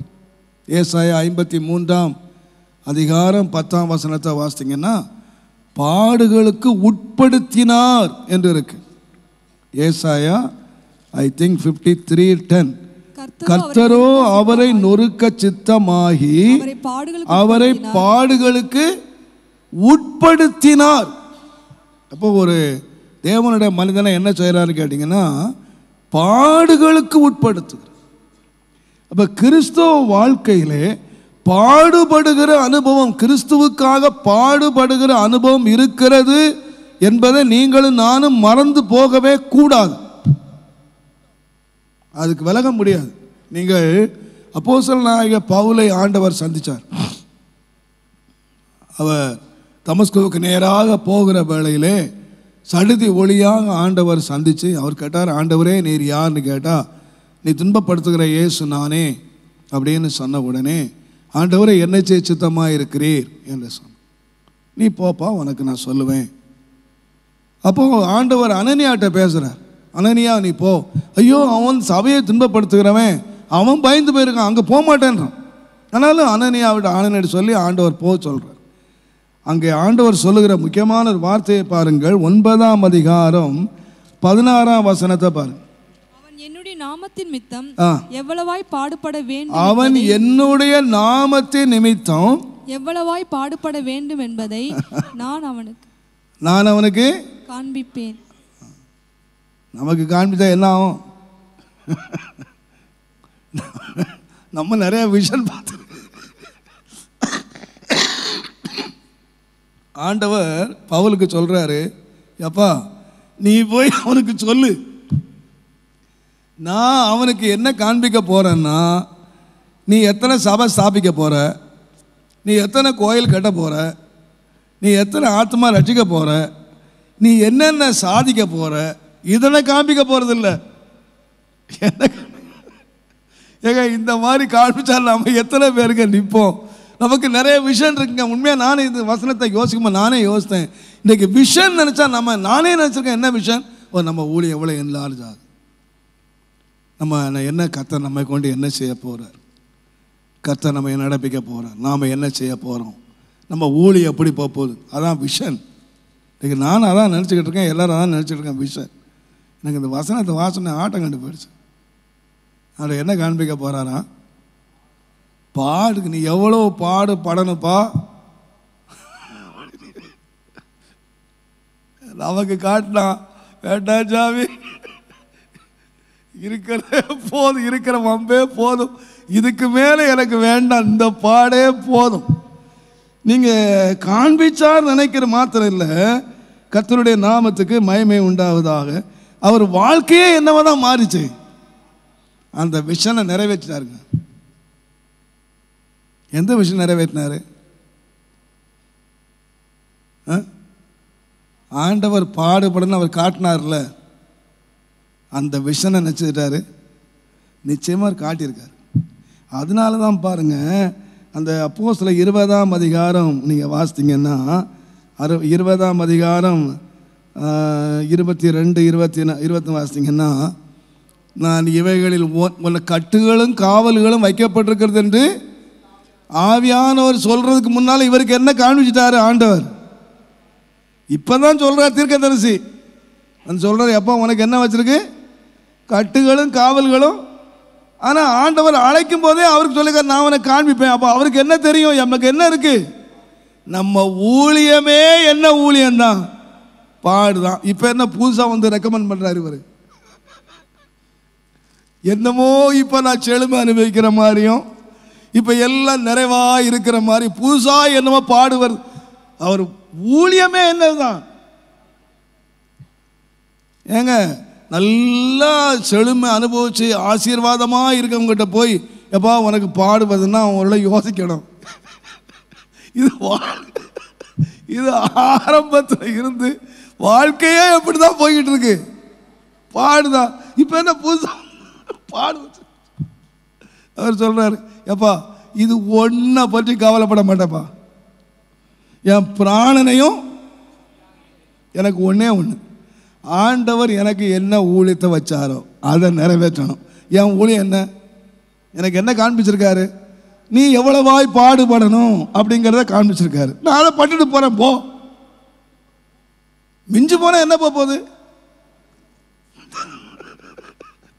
மிஞ்சு போனால் எல்லையா போயிடும், பிராணம் தாயா போயிடும். அதை கவலைப்பட்டதுன்னு நான் கவலைப்படும். ஐயோ உயிர் போயிருமோ, என்னை வெட்டிடுவானோ, கொன்றுவானோ. எப்பா என் பிராணனை பற்றி கவலையே படலப்பா. எனக்கு என்ன ஊழியன்னா, எனக்கு தேவன் என்ன ஊழியத்தை வச்சாரோ அதை நிறைவேற்றி போயிடணும்ப்பா. அது பாடோ அடியோ மிதியோ உதையோ என்னவோ, தேவன் எனக்கு என்ன ஊழியம் வச்சாரோ அதை இன்னொரு கூட சொல்லுவார் பாருங்க. அப்போஸ்தலர் நடபடிகளின் புஸ்தகம் நான் நினைக்கிறேன் 21ஆம் அதிகாரம் 13ஆம் வசனம் பாருங்க. 12, 13 வாசிங்க. வேண்டாம் என்று நாங்களும் அவ்விடத்தாரும் அவனை வேண்டிக் கொண்டோம். போக வேண்டாம், எருசலேமுக்கு போகாத. ஏன்னா போனா அங்க என்ன இருக்கு? கட்டுகளும் காவல்களும் இருக்கு, போவாத.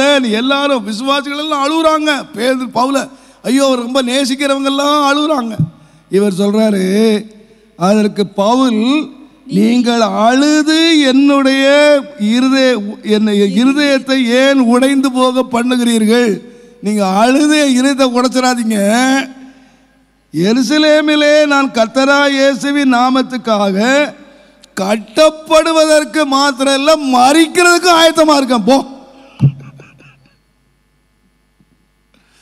என்னையா அவங்களோட வெற்றி. அதனால தான் பாருங்க என்ன தைரியமா சொன்னாங்க. நல்ல ஓட்டத்தை ஓடினேன், என் ஓட்டத்தை முடிச்சிட்டேன், நான் இது முதல் நீதிங்கிற இடம் வைக்கப்பட்டிருக்குன்னு என்ன தைரியமாக சொன்னான் பாருங்க. அவனுடைய ஓட்டம் என்ன? என் ஓட்டம் முடிச்சு போச்சுப்பா. என் ஓட்டம் கடைசி வரைக்கும். அவருடைய பாடு லிஸ்ட்டை 2 கொரிந்தியர் 11ஆம் அதிகாரம் 23ஆம் வசனத்து 27ஆம் வசனம் வரைக்கும் நீங்கள் வாசித்து பாருங்கள். எந்த விசுவாசிக்கு தகுதின்னு பாருங்கள். நமக்கு ஒரு சின்ன மூக்கு சீந்திட்டா, சளி பிடிச்சிட்டா, என்னெல்லாமோ நம்ம சொல்கிறோம். ஒரு சளி பிடிச்சிட்டா போதும், ஒரு 2 இரும்பல் இரும்பிட்டா போதும், நம்ம என்னெல்லாமோ ரொம்ப பாடுபடுறோம். ஆனால் பாருங்கள், அவன் பட்ட பாட பாருங்கள், வாசித்து பாருங்கள். 2 கொரிந்தியர் 11ஆம் அதிகாரம். அவர்கள் கிறிஸ்துவின் ஊழியக்காரர்களா? நான் அதிகம். நான் புத்தியீனமாய் பேசுகிறேன். நான் அதிகமாய் பிரயாசப்பட்டவன், அதிகமாய் ஆண்டவருக்காக ஒரு அடி பட்டவங்க யாரை கை தூங்க பார்க்கலாம்?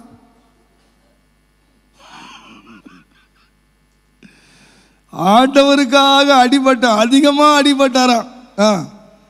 அதிகமாய் காவல்களில் வைக்கப்பட்டவன், அநேகந்தர மரண அவதியில் அகப்பட்டவன், யூதரால் ஒன்று குறைய 40 அடி 5 தரம், 39 5ஆல் பெருக்கிங்க, 175, 175 அடி பெரம்படி வாங்கினாராம். நம்ம ஏசுநாதர் வேண்டாம், கோயில் வேண்டாம், பெந்தகோஸ்தே வேணாலும் ஓடிடுவோம். பெரம்பை பார்த்தாலே ஓடிடுவாங்க. அடிபடுறது எங்க? 170 அடி வாங்கினாராம். 3 தரம் மிலார்களால் அடிபட்டேன், 1 தரம் கல்லறியுண்டேன், 3 தரம் கப்பல் சேயத்தில் இருந்தேன், கடலிலே ஒரு ராப்பகல் முழுவதும் போக்கினேன், அநேகந்தரம் பிரயாணம் பண்ணினேன். நீங்கள் இதெல்லாம் யோசித்து பாருங்க. பிரயாசத்திலும் வருத்தத்திலும் கண் விழிப்புகளிலும் பசியிலும் தாகத்திலும் அநேக முறை உபவாசங்களிலும் குளிரிலும் நிர்வாணத்திலும் இருந்தேன். இந்த லிஸ்ட்டை ஒரு முறை வீட்டிலே வாசித்து பாருங்க. இந்த மாதிரி நமக்கு வந்தால் எத்தனை பேர் நாம் இயேசுவை பின்பற்றுவோம்? நாம் சொல்லுவோம், அதெல்லாம் இயேசுனா கைவிட்டார், அவனை தான் பாடுபடுறான், நம்மெல்லாம் செழிப்பாக இருக்கும், நம்மளை கர்த்தர் ஆசீர்வதித்து வச்சிருக்கிறார். அவருடைய அந்த விஷன், அந்த ஊழியத்தினுடைய விஷன், ஆண்டவர் கொடுத்த தரிசனம், அதை என்ன தரிசனம்னு கேட்டால், நீ எனக்காக எவ்வளவு பாடுபடுவாய் என்பதை நான் உனக்கு காண்பிக்கிறேன்ப்பா. அதை காண்பிச்சார். அந்த காண்பிச்ச ஊழியத்தை கடைசி வரைக்கும் அந்த மனுஷன் செய்தார். நீங்கள் என்ன இதயத்தை கரைந்து போக பண்ணாதீங்க. நான் கட்டப்படுறதுக்கு மாத்திரம் இல்லை, இந்த பாடுகளால் நான் மரித்தாலும் பரவாயில்லை, நான் மரிக்கிறதுக்கு நான் பயப்படவே மாட்டேன்.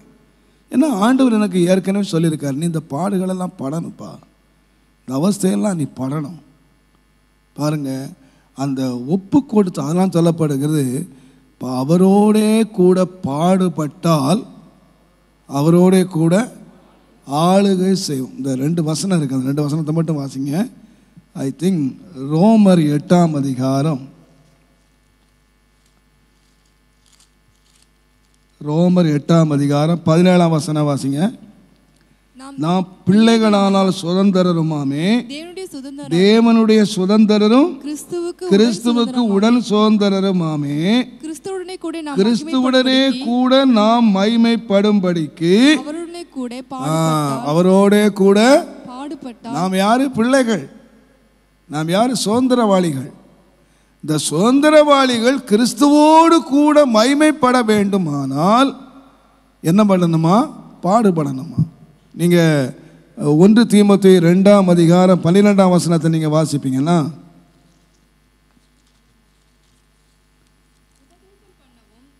இல்லை 2 தீமோத்தேயுவா, இயேசுவின் ரத்தம் ஜெயம். 2 தீமோத்தேயு 2ஆம் அதிகாரம் 12ஆம் வசனம். அவரோடே கூட பாடுகளை சகித்தோமானால் அவரோடு கூட ஆளுகையும் செய்வோம். அப்போ பாடு என்னத்தை கொண்டு வருதுன்னா, அவரோடே கூட மகிமையை கொண்டு வருது. அவரோடே கூட பாடுபட்டால் என்ன செய்வோம்? ஆளுகை செய்வோம். அப்போ ஆண்டவரோட மகிமைப்படணும்னா, ஆண்டவரோடு ஆளுகை செய்யணுமானா நம்ம யாரா மாறணும்? அப்போ 3 காரியத்தை ஒப்பு கொடுக்கணும். 1, பரிசுத்தத்தை நடப்பிக்கும்படியாக அடிமையாக ஒப்பு கொடுக்கிறேன். நான் மறுரூபப்படும்படியாக ஜீவ பலியாக ஒப்பு கொடுக்கிறேன். 3ஆவதாக ஒரு ஒப்பு கொடுத்தல் இருக்கிறது. என்னுடைய பாடுகளாலே ஆண்டவர் என்னுடைய தரிசனத்தை ஆளுகைக்கு மாறுறவனாக, பாடுகள் தான் என்னை அவரோடு கூட ஆளுகை செய்தால், நீங்கள் பாடுபட்டால் மகிமைப்படுவீங்க. பாடுபட்டால் ஆளுகை செய்வீங்க. இப்போ நாம் இன்றைக்கு அதெல்லாம் வேணான்னு சொல்கிறோம். இன்றைக்கி நம்முடைய உபதேசங்களே என்னன்னு கேட்டிங்கன்னா, நம்ம எல்லோரும் ஆசீர்வாதமாக இருப்போம். அதுதான் நமக்கு சந்தோஷம், அதுதான் நம்மளை கைத்தட்ட வைக்குது, அதுதான் நம்மளை சந்தோஷப்படுது. என்ன ஆசீர்வாதம் இருந்தாலும் உலகத்தோடு தானே விட்டே போகிறோம் ஐயா. என்னதான் ஆசீர்வதிச்சு நாம் எத்தனை கோட்டை கட்டு, எத்தனை வீடை கட்டு, எத்தனை களஞ்சியத்தை கட்டு, என்னெல்லாம் கட்டுனாலும் எங்கேயா விட்டுட்டு போக போகிறோம் அழுத்தரையும்? இது ஆசீர்வாதமா? இது ஆசீர்வாதம் சொல்லிட முடியாது. ஆசீர்வாதம் என்னன்னா, அவரோட கூட உட்கார்றது ஆசீர்வாதம், அவரோட சிங்காசனம் உட்கார்றது ஆசீர்வாதம், அவரோட ஆளுகை செய்கிறது ஆசீர்வாதம். இன்றைக்கு ஜனங்கள் ஆசீர்வாதம் என்று சொல்லுகிறது இந்த உலகத்தில் அழிஞ்சு போகிற பொருட்களை தான் ஆசை நினச்சிட்டு இருக்காங்க. தேவை இருக்கட்டும், ஆனால் ரெண்டாவது ஆசீர்வாதம் இல்லாமல் இந்த ஆசீர்வாதம் இருக்குமானால் ஆபத்தானது. ரெண்டாவது இருக்கணும். அந்த தரிசனம், அந்த பரம தரிசனம், அந்த ஒப்பு கொடுத்தல், அந்த பரிசுத்தம். பரிசுத்தம் இல்லாத பணம் எதுக்கு ஐயா? பரிசுத்தம் இல்லாத வீடு எதுக்கு? கள்ளம் வீட்டில் கூட திருடனுடைய வீட்டில் தான் சொத்து இருக்கு, ஏராளம் இருக்கு பணம். திருடனுடைய வீட்டில் குகையில் என்ன இருக்கான்? நிறையா இருக்கான். அவன் வீட்டில் இருந்து என்ன பிரயோஜனம்? சொத்து இருக்கவெல்லாம் ஆசீர்வாதம்னா திருடன் கூட தான். நம்மளை விட திருடன் நல்லா இருக்கான், நல்ல அரசியல்வாதிகளை நம்மளை விட செழிப்பாக இருக்கான், நம்மளை விட கார் வச்சுருக்கான், என்னெல்லாமோ வச்சுருக்கான். ஒருத்தர் சொன்னார், ஒருத்தர் வீட்டில் 8 or 10 ஆடி கார் நிற்குதான். ஒரு ஆடி கார் கிட்டத்தட்ட 1.5 கோடி, 8 கார் நிற்குதான். இவர் வாயை பிளந்துட்டு வர்றாரு, 8 கார் நிற்குது, என்னையா பண்ண போகிறான் அவன்? ஏன் உனக்கு ஒரு கார் வேணும்? விசுவாசி வீட்டில் 8 சைக்கிள் கூட இல்லை, அவங்ககிட்ட 8 ஆடி கார் இருக்கு. நம்மளை விட ஆசீர்வாதமாக இருக்கு. அதனால அவன் ஆசீர்வாதமாக இருக்கிறானா? இல்லை இல்லை, கொஞ்ச காலம் அனுபவிச்சுட்டு போகிறான் விட்டு அவனையா வருத்தப்படுறாப்பா. கொஞ்ச காலம் ஆடி காரில் போட்டுமே, அப்புறம் ஆடாத காரில் நீ போக போகிறல்ல. நமக்கு அதனால் சொல்லிருப்பட்டிருக்கு, மேன்மையான உயிர்த்தெழுதலை அடையும்படிக்காக விடுதலை பெற சம்மதியாமல் சொல்லியிருக்கு. பாடுகளை விடுதலை வரும் பொழுது மேன்மையான உயிர்த்தெழுதலை அடையும்படிக்கு விடுதலை பெற சம்மதிக்கலை. போ, அனுபவிச்சுட்டு போகிறோம், பாடு அனுபவிச்சுட்டு போகிறோம், போ, நாங்கள் மேலான விடுதலை பெற. அப்போ நான் சொல்லுவேன், இன்றைக்கு நான் யோசித்தேன், நம்ம ஆண்டவர் என்ன மாவா ஆக்கணும்னா மெல்லிய மாவா. ஆண்டவரே என்னை ஆசீர்வாதமாக்கி கூட கோபுரம் மாட மாளிகை என்னை அப்படி ஆசீர்வாதமாக்கும் அப்படிங்கிற ஒரு ஜெபமும் இருக்குது. இன்னொரு ஜெபம் என்னன்னு கேட்டிங்கன்னா, ஆண்டவரே உங்களுடைய சமூகத்தில் நான் வர்றதுக்கு என்னை ஒரு அப்பமாக மாற்றும் ஆண்டவரே, அப்பமாக மாற்றும். இன்னொன்று கூட வார்த்தையமாக சொல்லி முடிச்சிடுறேன். இந்த மெல்லிய மாவை ஆயிட்டா விட்டுருவான்னு நினைக்கிறீங்களா? இந்த மெல்லிய மாவை தான் எங்கே கொண்டு வைக்கணும்னா அடுப்பில் கொண்டு வைக்கணும். The last final மெல்லிய மாவை நல்லா பிசைஞ்சு எங்கே கொண்டு வைக்கணும்? சுடக்கடவாய்.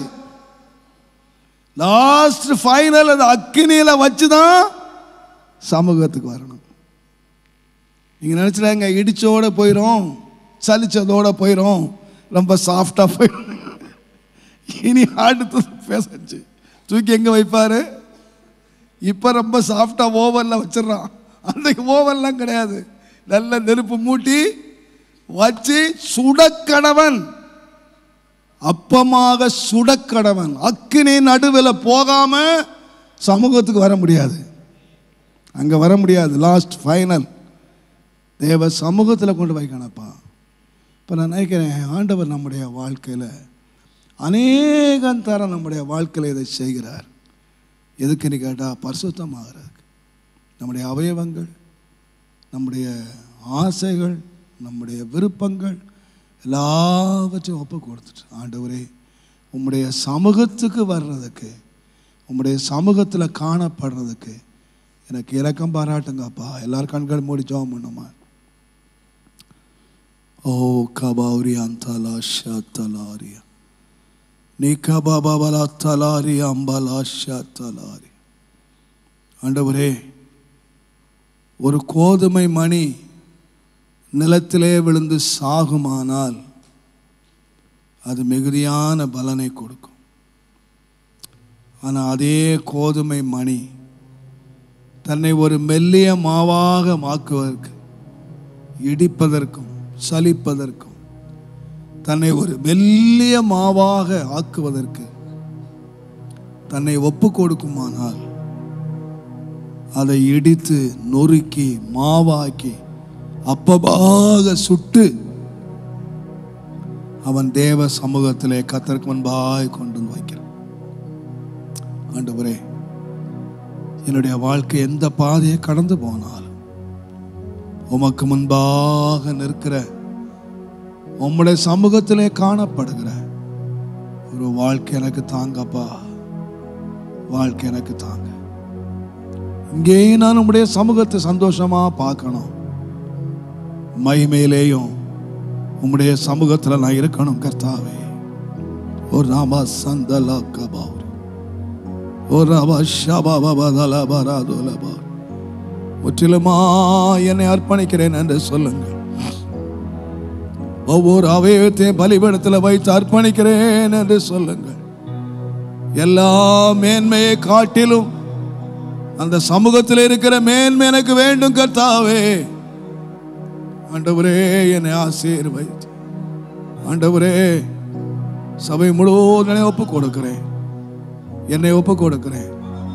என்னுடைய குடும்பத்தை ஒப்பு கொடுக்கிறேன். அடியானே நம்பி கொடுத்திருக்கிற ஒவ்வொரு ஆத்துமாக்களையும் உடைய கரத்தில் ஒப்பு கொடுக்கிறேன். எங்கள் ஒவ்வொருவரை அப்பங்களாக அல்ல சுவாமி, மற்றவர்களுக்கு பிரயோஜனப்படுகிற அப்பங்களாக அல்ல, தேவ சமூகத்திலே இருக்கிற அப்பங்களாக, எங்களை அடுக்கி வைக்கிற அப்பங்களாக நாங்கள் மாறும்படி ரட்சகா தயவு செய்து எங்களுக்கு உதவி செய்து எங்களை பாதுகாத்துக் கொள்ளும், எங்களை நடத்தும், உம்முடைய நாமத்தை மகிமைப்படுத்தும், எங்களை உயர்த்தும், உம்முடைய கிருபை வழி நடத்தட்டும். இயேசுவின் நாமத்தில் பிதாவே.